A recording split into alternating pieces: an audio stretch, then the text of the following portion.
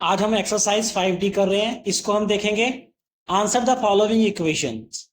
Following questions के आपको answer देने हैं। इसका ए पार्ट, क्वेश्चन नंबर 1 का ए पार्ट है। आप देखिए, if cost of one pen is 200 rupees, find the cost of an pen. आपको वन पेन की कॉस्ट दे रखी है और एन पेन की कॉस्ट निकालनी है। एन पेन का मतलब यहां कितने भी नंबर ऑफ पेन हो सकते हैं वो हमें नहीं पता है। ठीक है, तो आपको क्या दिया गया है? वन पेन कॉस्ट आपको ये दिया गया है। तो वन पेन कॉस्ट कितनी है? ₹200। ठीक है, वन पेन कॉस्ट ₹200 है।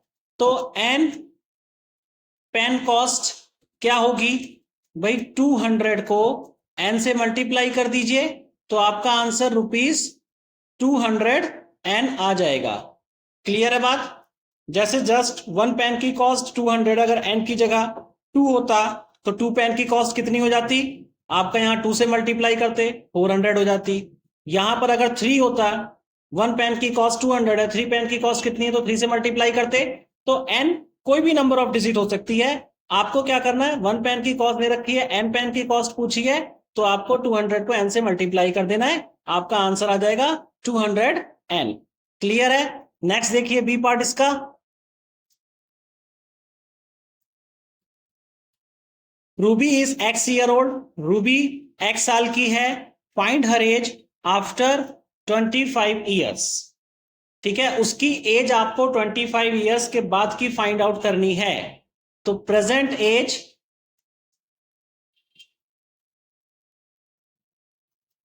ऑफ रूबी, रूबी की प्रेजेंट एज कितनी है? आपको दे रखा है एक्स ईयर। एक्स ईयर उसकी प्रेजेंट एज है। और after 25 years, age after 25 years, 25 years के बाद उसकी एज कितनी हो जाएगी? आज उसकी एज एक्स है तो एक्स में 25 ऐड कर दीजिए, इतने ईयर्स उसकी एज हो जाएगी 25 ईयर्स के बाद। नेक्स्ट देखिए सी पार्ट इसका है। If the number of students in a school is Y, number of students school में वाई है and number of girls in the school is 35, number of girls 35 हैं। Find the number of boys in school. आपको number of boys find out करना है school में। तो देखिए total student in the school,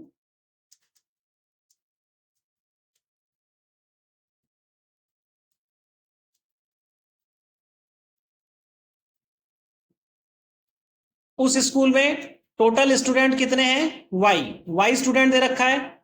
और नंबर ऑफ गर्ल्स दे रखी हैं कि नंबर ऑफ गर्ल्स कितनी है? 35 नंबर है गर्ल्स का। आपसे पूछा है कि नंबर ऑफ बॉयज कितने होंगे। तो टोटल स्टूडेंट में से अगर आप 35 जो नंबर ऑफ गर्ल्स हैं उसको माइनस कर देंगे तो नंबर ऑफ बॉयज आ जाएगा आपका। यही आपका आंसर हो जाएगा। डी देखिए, Rohan's grand mother is 5 year younger than is grand father. Rohan की ग्रांड जो मदर है वो 5 साल छोटी है रोहन के ग्रांड फादर से। If grandfather is Z year old, find her grandmother age. अगर उनके grandfather Z year old है तो आपको ग्रांड मदर की एज फाइंड आउट करनी है। तो द एज ऑफ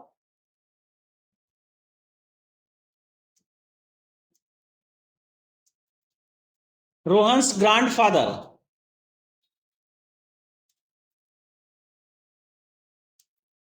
कितनी है? Z year. Z years age दे रखी है रोहन के ग्रांड फादर की। तो ग्रांड मदर की एज कितनी होगी? Age of grandmother, grandmother कितनी छोटी है? 5 साल ग्रांड फादर से छोटी है। तो Z -5 ईयर्स ग्रांड मदर की एज हो जाएगी। क्लियर है? नेक्स्ट देखिए,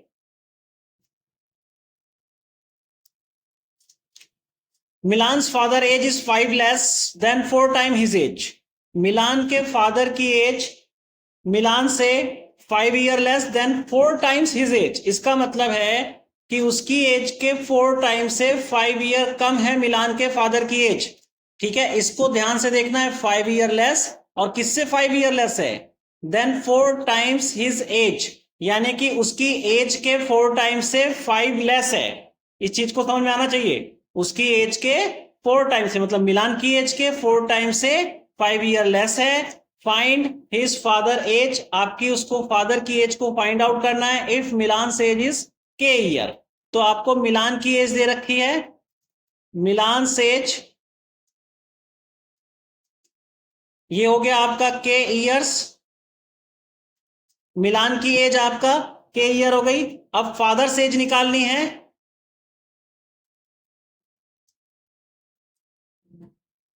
फादर एज क्या है, मिलान की एज का 4 टाइम, यानी कि 4 के हमने कर दिया और इसमें 5 लेस, ये आपके मिलान के फादर की एज हो जाएगी।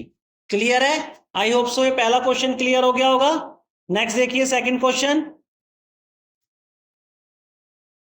6 time A number p is x less than 4 time a number y।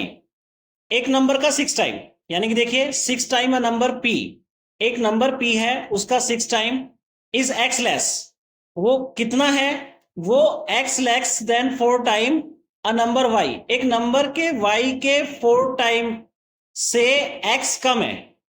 ठीक है, स्टेटमेंट आपको समझ में आनी चाहिए। 6 टाइम है नंबर p, एक नंबर है p उसका 6 टाइम, वो कितना है, x लेस देन 4 टाइम है number y।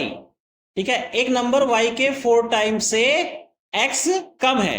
Express this an expression, आपको इसको एक्सप्रेशन में एक्सप्रेस करना है।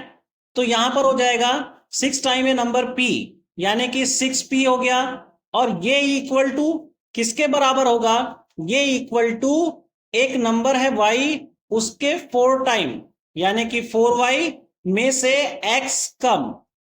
ठीक है, ये आपकी स्टेटमेंट बन जाएगी।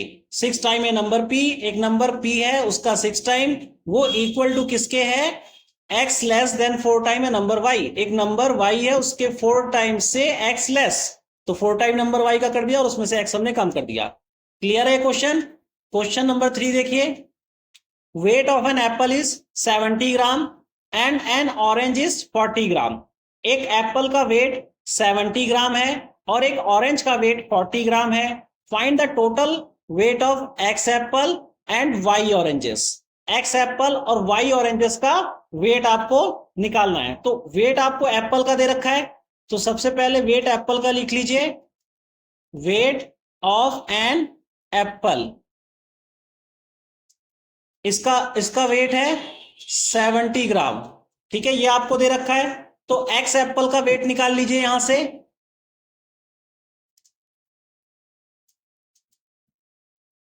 वेट ऑफ एक्स एप्पल्स ये कितना होगा, 70 का मल्टीप्लाई एक्स से कर देंगे, यानी कि आपका आंसर ये जो आएगा 70x ग्राम में आ जाएगा। ठीक है, अब आपको दूसरी स्टेटमेंट क्या दे रखी है कि वेट ऑफ एन ऑरेंज, तो उसको लिख लीजिए, वेट ऑफ एन ऑरेंज। एक ऑरेंज का वेट कितना दे रखा है, 40 ग्राम का दे रखा है, तो वाई ऑरेंजेस का वेट कितना होगा,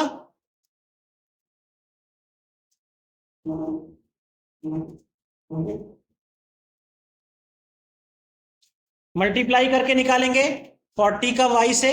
फर्स्ट क्वेश्चन में बता चुका हूं आपको इसको मैं। ठीक है, यहां पर 40 वाई ग्राम में इसका आ गया। अब आपसे पूछा क्या है, आपसे पूछा है उसने total weight.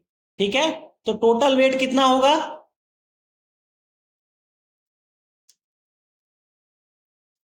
Total weight 70x हो गया प्लस में 40y, ये टोटल वेट आ जाएगा ग्राम में। क्लियर है क्वेश्चन? नेक्स्ट देखिए।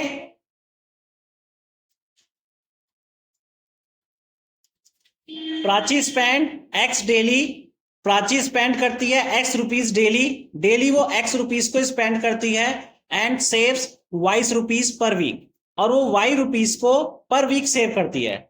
यहां पर उसका जो स्पेंड एक्सपेंडिचर दे रखा है वो डेली का दे रखा है, और जो सेविंग्स दे रखा है वो वीक के हिसाब से दे रखा है, ये बात आपको क्लियर होनी चाहिए।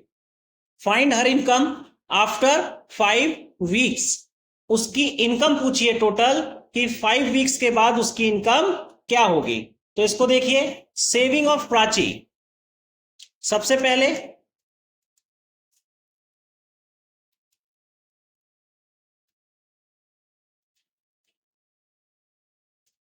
सेविंग ऑफ प्राची पर वीक, एक वीक में उसकी सेविंग कितनी है, ₹Y, ठीक है, वो एक वीक में इतना सेव करती है।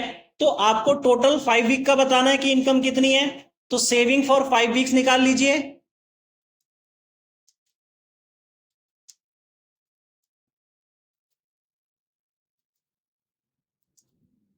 y का 5 से मल्टीप्लाई कर दीजिए, तो फाइनली आपका आ जाएगा ₹5 वो सेव करती है, ये उसकी सेविंग हो गई। क्लियर है। अब उसका एक्सपेंडिचर डेली वो स्पेंड कितना करती है, तो यहां देखिए, प्राची स्पेंड्स डेली, डेली कितना वो स्पेंड करती है, ₹X को स्पेंड करती है। तो एक वीक में कितना स्पेंड करेगी,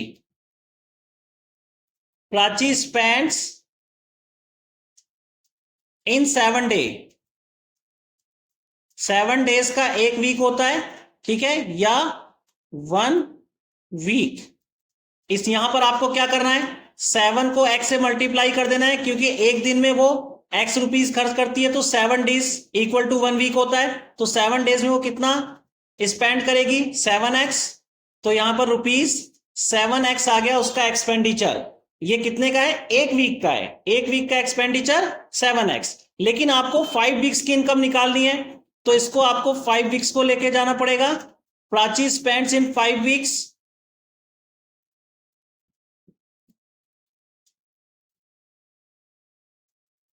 फाइव से मल्टीप्लाई करना पड़ेगा 7X को, तो ये टोटल रुपीज आ गया 35X। तो 35X उसका एक्सपेंडिचर है, ठीक है, 5 वीक्स का। सेविंग कितनी है, 5Y। तो सेविंग और एक्सपेंडिचर को अगर आप ऐड कर देंगे तो आपकी इनकम आ जाएगी, ठीक है। इनकम ही पूछी है आपकी 5 वीक्स ही, तो इनकम इक्वल टू क्या होता है, एक्सपेंडिचर प्लस सेविंग्स। ये आपका क्या हो गया, इनकम होता है। जितना आपने खर्च किया और जितनी आपने सेविंग करी है वही आपकी इनकम हो जाती है। तो एक्सपेंडिचर कितना है आपका, एक्सपेंडिचर टोटल 5Y है आपका, सेविंग सॉरी, एक्सपेंडिचर आपका यहां ले लीजिए 35X है, 35X है, और सेविंग आपकी कितनी है, 5Y। तो 35X प्लस में 5Y कर दीजिए, इतने रुपीज आपका उसकी टोटल इनकम हो जाएगी, ठीक है। 5Y भी पहले 5Y प्लस 30X 35X भी कर सकते हैं, एडिशन ही है। क्लियर है बात, समझ में आ रही है। हमें क्या दिया गया था, पर वीक्स प्राची की सेविंग दी गई थी, हमने 5 वीक्स 5 से मल्टीप्लाई करके निकाल लिया। डेली का हमें एक्सपेंडिचर दिया गया था, सबसे पहले हमने उसको 7 से मल्टीप्लाई करा, तब हमारा एक वीक का आया। अब हमें 5 वीक का चाहिए, तो हमें 5 वीक के लिए 5 से मल्टीप्लाई करना पड़ेगा। हमने 5 से मल्टीप्लाई कर दिया, 35 आ गया। इनकम क्या होता है, एक्सपेंडिचर प्लस सेविंग, हमने दोनों को ऐड कर दिया, हमारी उसकी टोटल इनकम आ गई 5 वीक की, जो उसने पूछा था क्वेश्चन में। क्लियर है। नेक्स्ट देखिए, question number 5, if the cost of one chair is X rupees and cost of one table is Y rupees, एक चेयर की कॉस्ट आपको X रुपीज दे रखी है और एक टेबल की आपको कॉस्ट दे रखी है Y rupees, then find the cost of 5 chairs and 6 tables. आपको 5 चेयर और 6 टेबल की कॉस्ट निकालनी है। क्लियर है। तो कॉस्ट ऑफ 1 चेयर कितनी दे रखी है, ये ₹X। तो कॉस्ट ऑफ 5 चेयर कितनी हो जाएगी,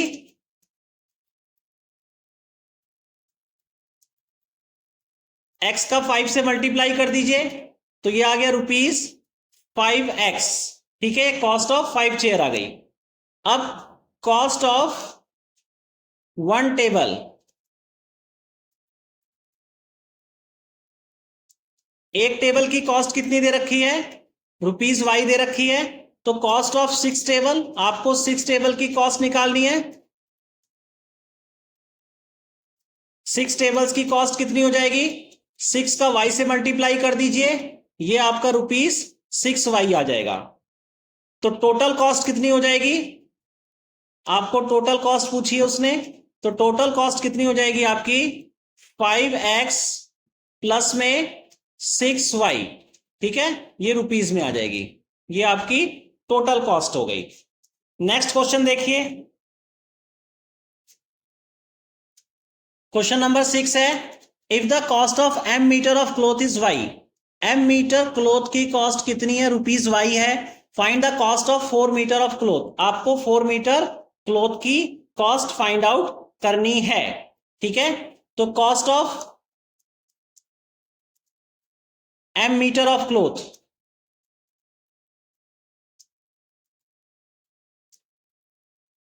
m मीटर ऑफ क्लोथ की कॉस्ट आपको दे रखी है, कितना है? ₹y, ठीक है।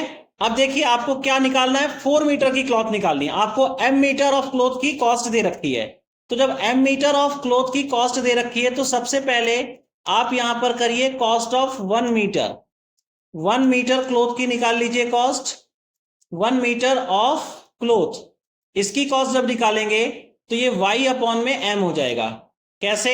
मान लीजिए m की जगह आप ले लेते 2 मीटर, यदि 2 मीटर की कॉस्ट, ठीक है, ₹6 है, तो 1 मीटर की कॉस्ट कितनी होगी?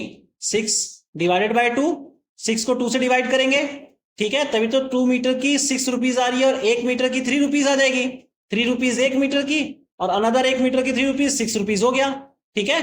तो अगर आप किसी भी, ये यूनिटरी मेथड है, इसका क्वेश्चन आप कर रखा होगा आपने 5th क्लास में भी, कि जब आप किसी भी कॉस्ट से 1 पर आते हैं तो आप डिवाइड करते हैं, ठीक है। तो m मीटर क्लॉथ मेरे पास था, उसकी कॉस्ट y थी, मुझे 1 मीटर की कपड़े की, मुझे क्लॉथ की मुझे कॉस्ट चाहिए, तो मैंने y को m से डिवाइड कर दिया।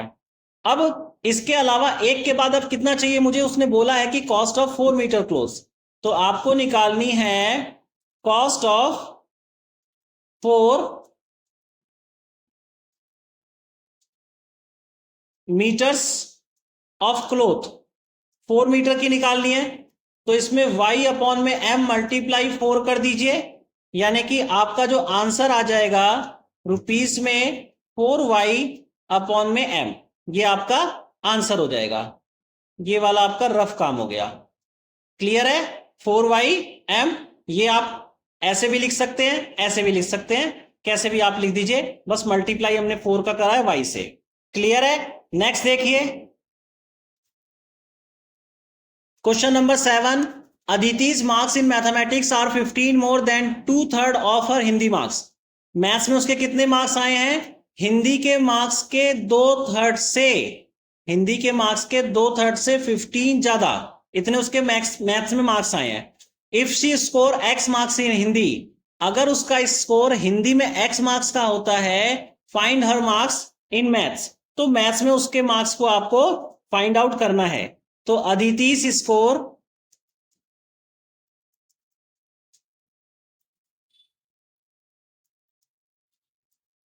इन हिंदी, हिंदी में उसका स्कोर कितना है? उसको आए हैं x मार्क्स, हिंदी में आए हैं। क्लियर है बात? अब मैथ्स में कितना आएगा उसको? इन मैथ्स, मैथ्स में कितना आया है? उसने बोला है कि 2/3 ऑफ हिंदी मार्क्स, यानी कि हिंदी मार्क्स x है, तो x का हमने 2/3 कर दिया, और इसमें 15 मोर है, तो प्लस में 15 कर दिया, यानी कि फाइनली 2 अपॉन में 3x हो गया, प्लस में 15, ये उसके मार्क्स आ गए। क्लियर है? क्वेश्चन नंबर 8 देखिए, the number of apple in a basket is 10 more than 5 time the number of oranges, ठीक है, 10 more than 5 time the number of oranges, यानी कि जितने भी नंबर ऑफ ऑरेंजेस हैं उसका 5 टाइम करना है, और उसमें 10 ऐड कर देना है, तो एप्पल की संख्या आ जाएगी।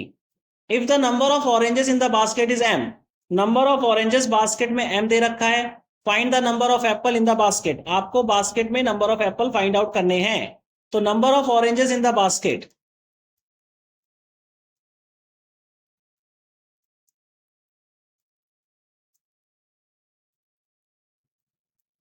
बास्केट में कितने ऑरेंजेस हैं?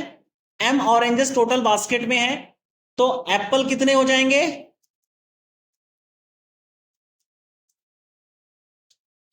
एप्पल कितने हो जाएंगे? उसने बताया है ऑरेंजेस की संख्या का 5 टाइम से 10 ज्यादा। ऑरेंजेस की संख्या हमारी m है, इसका 5 टाइम कर दिया मैंने, ठीक है, ये हो गया, और इसमें प्लस में 10। क्लियर है बात? तो ये हो जाएगा 5m प्लस में 10, ये आपका नंबर ऑफ एप्पल्स आ जाएंगे।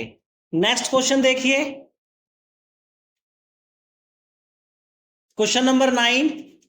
Devansh, Saransh and Shashank have apples with them. इनके पास एप्पल्स हैं। Saransh has y apple, Devansh has 9 more apple than Saransh. Saransh के पास वाई एप्पल है, ठीक है ना। सबसे पहली स्टेटमेंट आपको यहां से मिल जाएगी, यही स्टेटमेंट लिख लीजिए, सारांश has apples.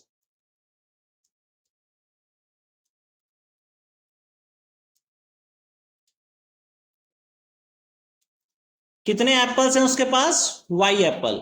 Devansh has 9 more apple than सारांश।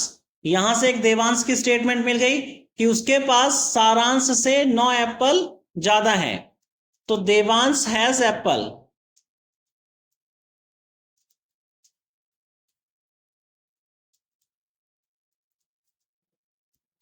y प्लस में 9 हो जाएगा, क्योंकि सारांश के पास y है तो उसके पास y प्लस में 9।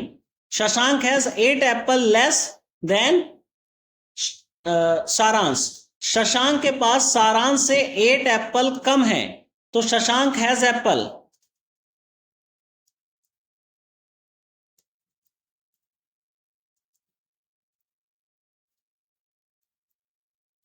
किससे कम है? सारांश से। कितना?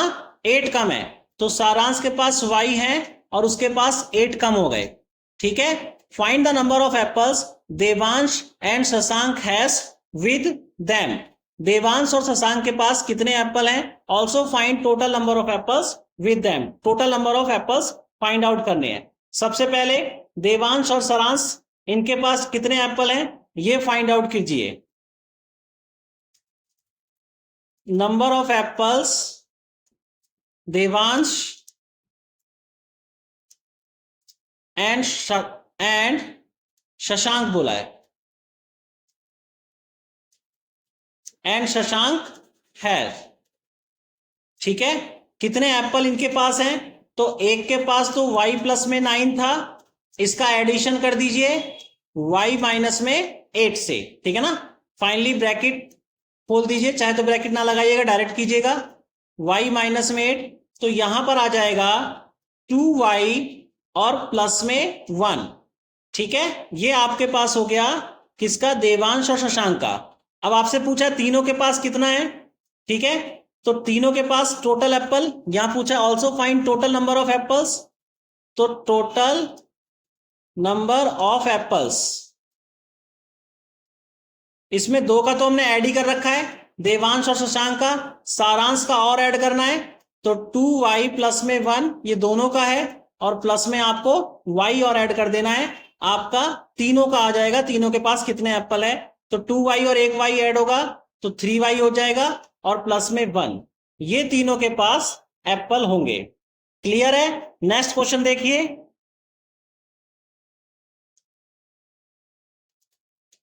Ritesh started for his home with a speed of k kilometre per our.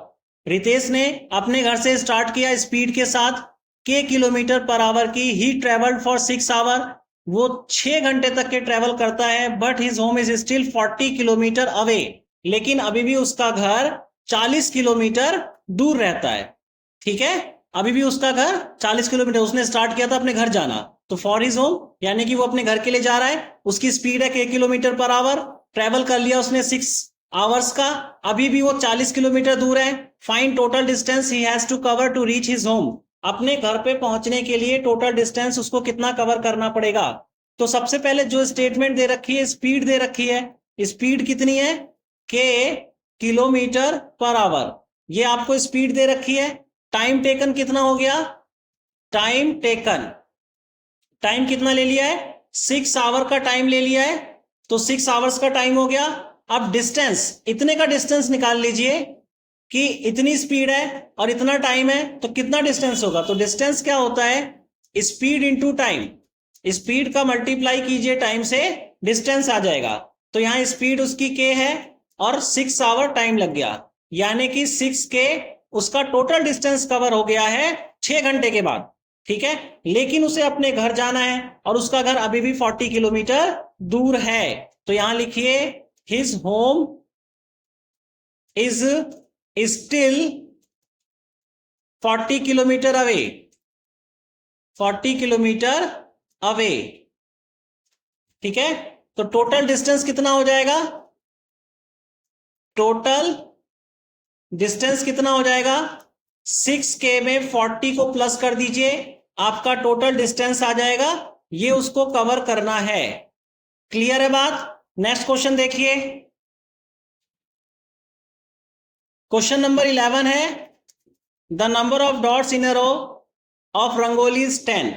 ठीक है, सबसे पहले नंबर ऑफ डॉट्स आपको दे रखा है, number of dots in a रो, एक रो में कितने डॉट हैं वो दे दिया है आपको, वो है 10।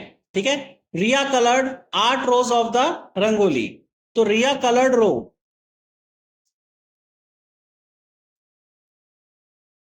रिया कलर्ड रोज, कितने रोज रिया ने कलर्ड किए, आर। ठीक है, तो her sister Tina colour 5 dots less than Riya, find the dots coloured by Tina. Tina के द्वारा कलर किए गए डॉट्स आपको निकालने हैं। जब एक रो में 10 डॉट्स हैं, रिया ने आर रो कलर कर लिए, तो रिया कलर टोटल डॉट्स, रिया ने टोटल डॉट्स कितने कलर किए,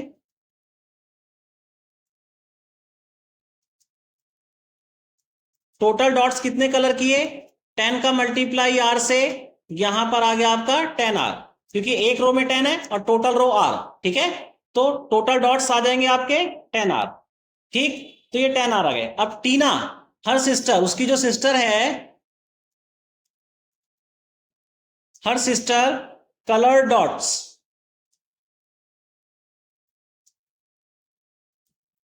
उसने कितने डॉट्स को कलर किए, तो यहां पर लिखा हुआ है कि her sister Tina coloured 5 dots less than Riya, तो रिया से 5 डॉट्स कम उसने कलर किए हैं, तो 10R में से 5 आप माइनस कर दीजिए, आपका आंसर आ जाएगा। ठीक है, इतने डॉट्स का आंसर हो जाएगा आपका 10R माइनस 5। क्लियर है, आई होप सो एक्सरसाइज आपको समझ में आ गई होगी। अगर समझ में आ गई है तो शेयर कीजिए, सब्सक्राइब कीजिए, लाइक कीजिए। Thank you.